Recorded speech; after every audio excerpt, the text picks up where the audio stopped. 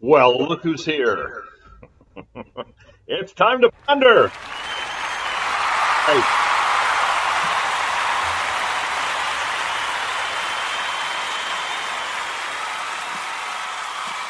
all right.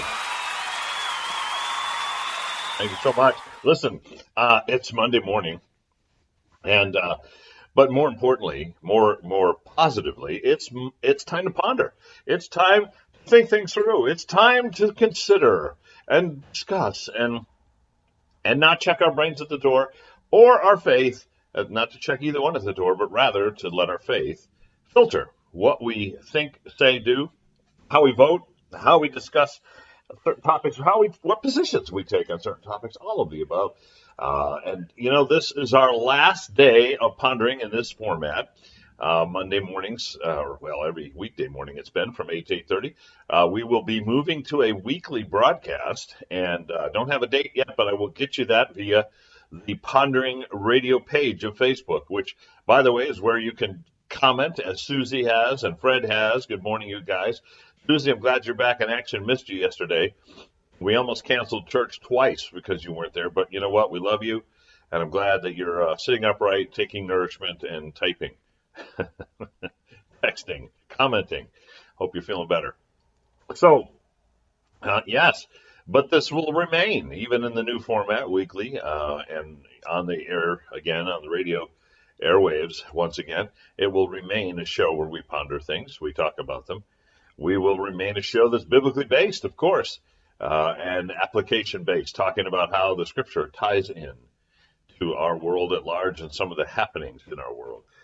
So we'll be doing that, and it'll be on multiple radio venues, as well as our Pondering Radio page of Facebook, live stream there, as well as multiple podcast venues through Spreaker, Mixcloud, and other sources, other carriers. In fact, I think we're on just about every podcast venue there is, because Spreaker distributes as well as broadcasts. So you can participate in the show now and forevermore via the Pondering Radio page, either live or on demand whenever you have a chance to do it. You can email ponderingradio@gmail.com, and or you can call us at 860-500-7163, 860-500-7163. Good morning, Brenda. I see you're on with us too.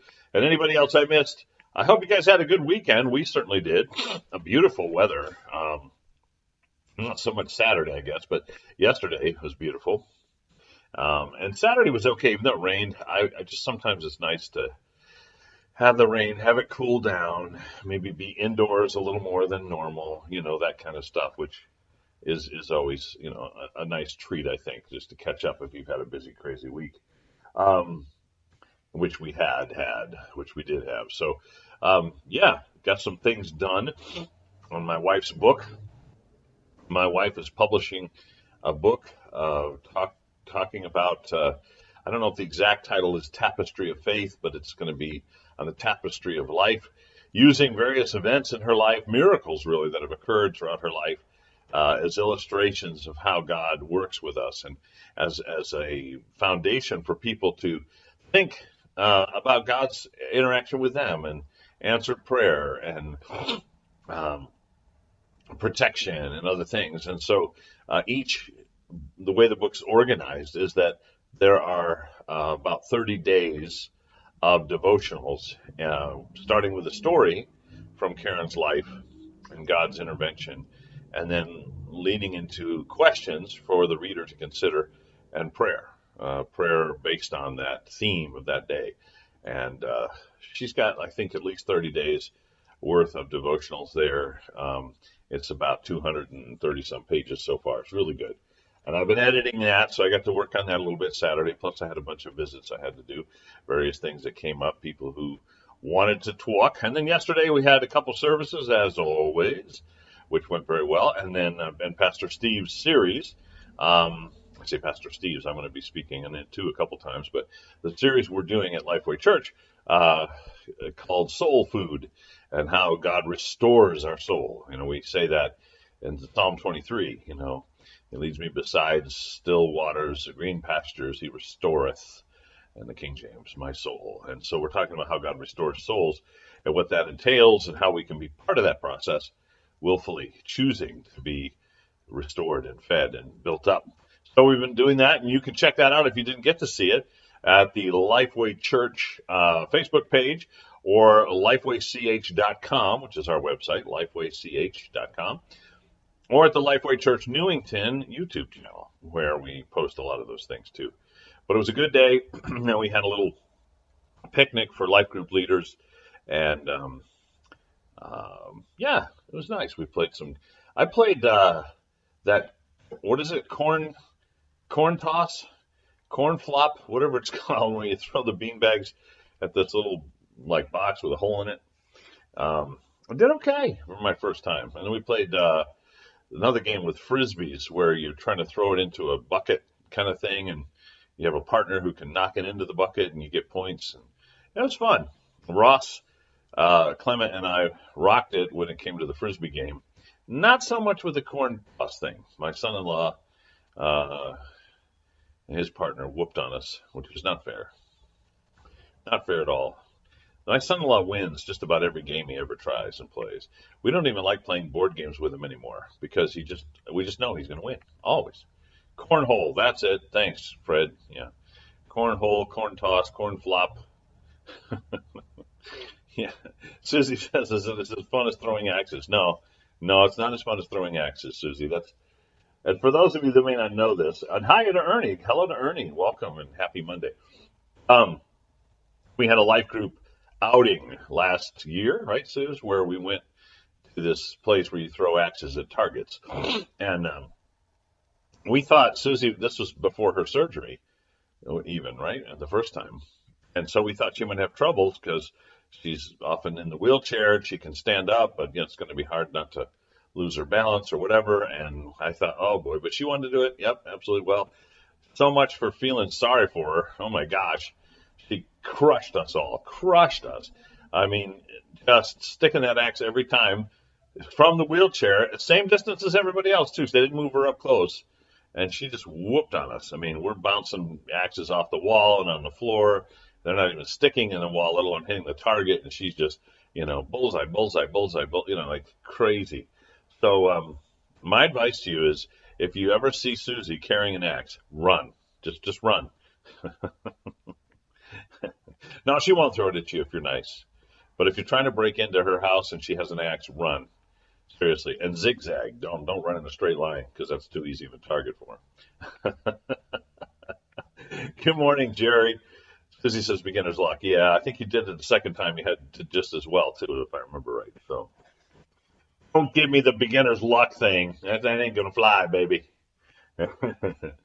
So, anyway, this is our last show in this format, and it'll be our last show for a little while as we take a break and prep for the new version of Pondering in the radio series. So I thought it would be fun to do a couple things. I do have a verse and an application we can talk about. Yeah, Spread says don't upset the Susie. Amen. But I thought it'd be fun to hear from you. What has been your favorite aspect of Pondering, or favorite topic, or favorite show, or favorite interview over the years, even prior to kind of the latest format of 8 a.m., we've had a similar approach, even though at different times.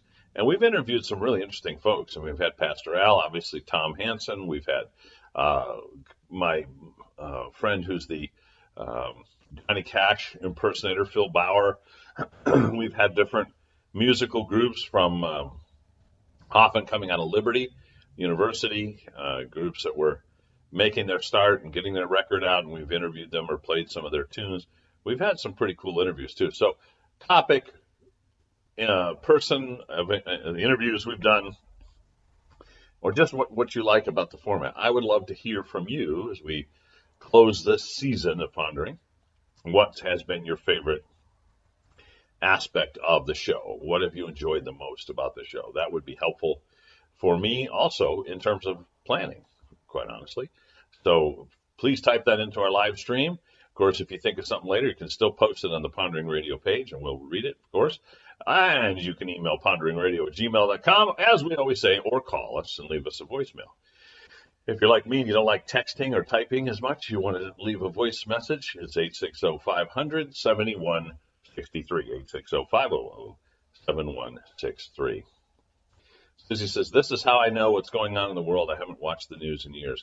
Cool. So the whole current events thing, and again, based on we pray and hope and try to make sure it's based on the Word of God and what does God say about this topic, and here's what's happening in the world around this topic. Thank you, Susie. That's great. We wanted to do that because, well, two reasons. One, a lot of us have given up on the news, and those of us who haven't given up on the news are being fed lies and half-truths and craziness now almost all the time from almost every source. It's very difficult to find a source of news that isn't spinning it, and typically spinning it in a wildly socialist, communist, liberal, extremist direction, and from that perspective. So it's certainly been a desire of ours to share the news, but look at it through the lens of Scripture. So thank you for that. And I've always loved the way you teach the Word. Oh, you're a sweetheart. Thank you so much. I love teaching the Word. That's what I was called and born, I believe, born to do. I mean, I didn't always understand that, obviously, as I was younger, but from the first time I was asked to teach, and I think I've shared the story, it was in our little church meeting in a union hall in Buffalo, New York, actually Depew, New York, suburb of Buffalo. And I can still remember I was 15. I wasn't even 16 yet, I don't think. I was 15. And I can remember standing there, opening the Bible, and then as I'm talking, and I can close my eyes and still picture the scene, the pulpit and the Bible there and the people, and I remember thinking as I'm speaking, oh my gosh, where did that come from? I remember thinking, hey, that's true, I think. Yeah. And I know that sounds weird, but it was kind of a surreal experience of God using me in a way that I didn't know He wanted to, and that was kind of fun. That was cool. Luke, good morning to you, my friend. Happy Monday. I hope your family's doing well. Give your dad a punch in the arm for me, will you? And then get the other arm so they don't. We want to make sure they match. We don't want there to be just a bruise on one arm. That wouldn't be good. It's got to match. So, for those of you that don't know, Luke is the son of Chris Bellarmine, who's the associate pastor of New Life Church. I was going to say Lifeway. No, that's where I work. New Life Church in Wallingford and Meriden. And I actually worked with, trained, and hired his father as a youth pastor at Calvary Baptist Church many years ago. And he's a good man. So, yeah, Luke's a good egg, too, from what I know. He's been following his dad and supporting his dad in their ministry and serving in the church. So we thank you for that, Luke. Susie says, you were 15. That's almost 20 years ago. I love you, Susie. Yeah, almost. All right. Almost and then some. So other thoughts about the show, I'd love to hear them. We always appreciate hearing from our ponderers, your thoughts, your feelings, your opinions. That's what makes this show rock and roll, baby. And still will, even though the radio format will be challenging in that way, although the live stream won't be necessarily. But the radio is pre-recorded for most of the markets it'll be in. And it has to be because of different time slots available in those markets and, all that logistical stuff. So, but we still, of course, will want feedback and solicit that as we go forward, telling people where to write, how to reach us and all that good stuff. So, yeah. So one of the verses I wanted to talk about today is Proverbs 3, 5, and 6. And Proverbs 3 has been a life verse for me for a long time. It's a verse that I've often quoted on this.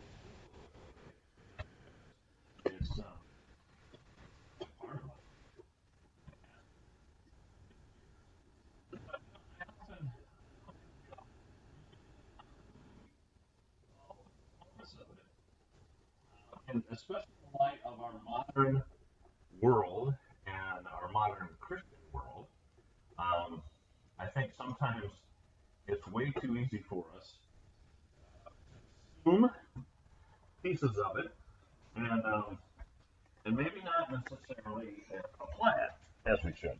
It's very easy for us to see Christian leaders. Sorry about bopping around on you here. I'm trying to plug in something because I'm having an issue, battery issue here. It's way too easy for Christians and Christian leaders to be a bit presumptuous with this verse instead of thinking about it and applying it consistently. And that's Proverbs 3, 5, and 6, verses 5 and 6.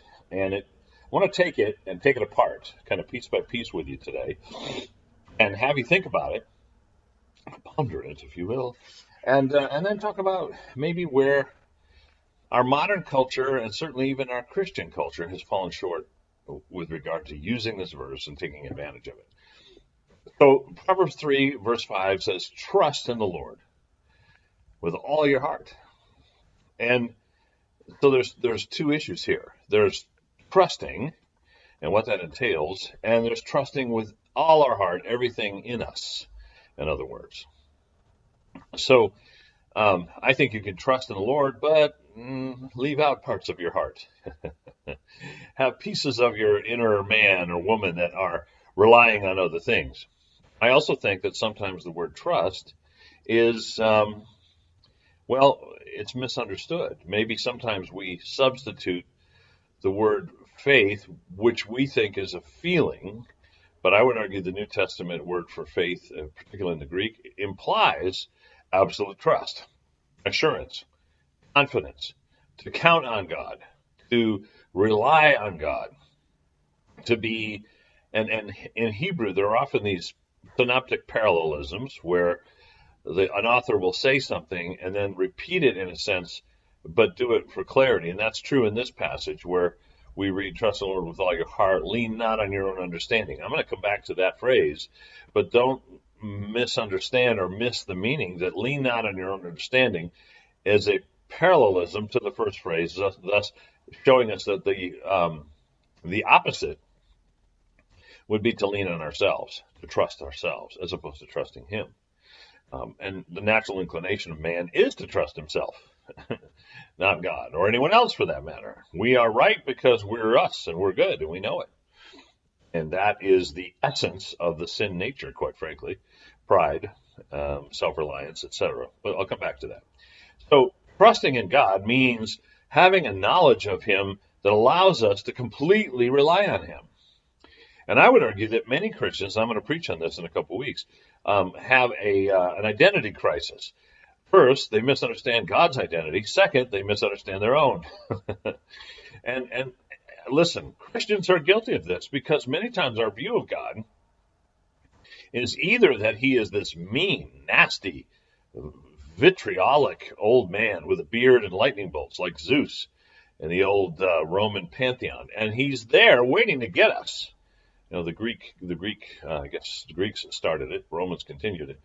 Zeus is this, kind of the king of the gods, and he's an angry old man, and he just likes to zap people. And some of us have had that view of God driving us. And listen, people might say, well, that's the Catholic view of God. Well, it's not just the Catholic view of God. And I'm not saying that's universally true of Catholics either, by the way, but there are many Protestants. In fact, the majority view among Protestants today is what we've talked about in this show many times, the Calvinistic view of God that suggests that everything that happens is God's will. So evil, painful, ugly, awful things that occur in this world are God's will because the Calvinist view of sovereignty includes this idea that God must do and manipulate everything in order to be sovereign and in charge. And I've said many times that's not true, and I'll give you a quick illustration. As a leader, as a parent, as a pastor, as a manager of a small business, I have certain authority, right? And I can exercise that in different ways at different times. And there are times when I can give up. I shouldn't say give up, but I can delegate that authority to others and let them do what they're going to do and even make mistakes. And then I can still own their mistake because I was in charge. and I let it happen.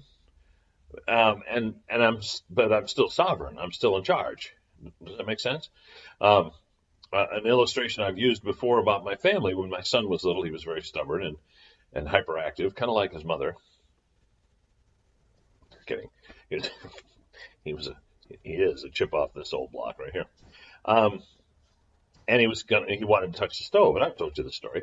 Gonna touch the stove, gonna touch the stove. Nothing was gonna stop him, no matter what we did. We'd punish him, give him times out, so slap his little hand. Didn't matter. He'd keep on going back to that stove, and we kept saying no. And after several days of this, at one point, I remember just saying to my wife, "Let him touch it." She said, "Oh, we can't do that. It'll burn his hand." I said, "Yeah, it'll heal. And he probably won't ever touch it again, and we can end this nonsense." And so she, with tears in her eyes, turned her head, and he did. We put ice on it, and it burned it, but it wasn't irreparable. It wasn't a third-degree burn or anything like that. He just blistered, and he had to put some ice on, and it healed. And you know what? Amazingly, he never went after that stove again. Well, go boy, right? Now, in that scenario, was I still in charge, sovereign, I'll put in quotes, in my family? Yes. Did I allow my son to burn his hand? Yes.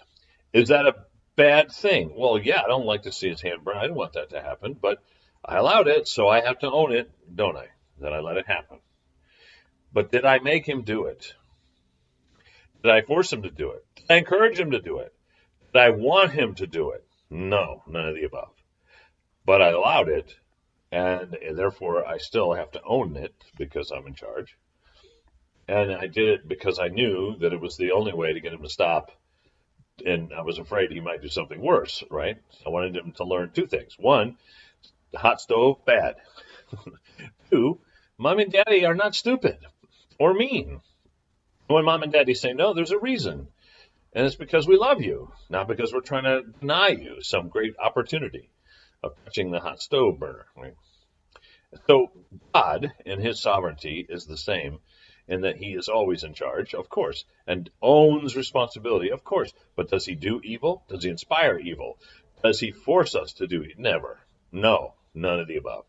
But if you think God's sovereignty involves manipulation, that in order to be sovereign, he has to make everything happen, including the bad stuff, well, then, of course, it's going to affect the way you see him, the way that you interact with him. And it makes it very hard to trust him with all your heart. I got to move along. We're almost out of time. Lean not on your own understanding, meaning what you know is not enough. And so you need to trust in God and his understanding, his word, his inspiration over your own. And that's hard to do. But it is the clarification of phrase 1. So I'm going to move to the last part and then wrap up. In all your ways, acknowledge him. That means every detail, even the little things, even the things that seem so obvious that you've done 1,000 times. It's good to have a childlike, humble attitude to say, God, I need you. I can't do anything by myself. I need you. Just as Jesus did. I can of my own self, he said, do nothing. And when that's our attitude, that we're relying on him for everything, that we don't lean on our own understanding, but his, when we trust him completely because we know he's good, he will direct our paths. That's his promise. Now, our nation needs direction. Our nation has lost its moorings. Our nation is adrift, and it's scary. And there are riots, and there are crazy overreactions to the COVID virus, and there's fear. The only way out of that is to trust in the Lord with all our hearts. Lean not on our own understanding. Acknowledge him in all the details, and trust that he'll lead us out. He'll show us the way, and then he'll make our path straight. So I would suggest that that's how we should pray for our leaders, because politicians tend to only acknowledge God when it's advantageous. And since it's no longer woke to do so, many refuse. And I understand the Democratic National Convention, they took the words under God out of the pledge. I haven't verified that, but I've heard it twice now, so I'm assuming that's what happened. Listen, that's the last thing we should be doing. We need to seek him more, and we need to pray that our leaders would be motivated to do so that as a country, let alone as individuals, he can direct our paths, and he will. those are my thoughts for the day. God bless you guys. Listen, we won't be back tomorrow, but we'll keep you posted as soon as we get some dates for our show to start up again weekly and what day and time we'll be recording so you can watch it live or just grab it and listen to it on demand afterwards. Until then, stay the word. Keep praying. Don't check your brains at the door. Keep on pondering. Love you guys. Appreciate you. If you have other thoughts on the show, post it or email me. Look forward to hearing from you. And until then, bye for now.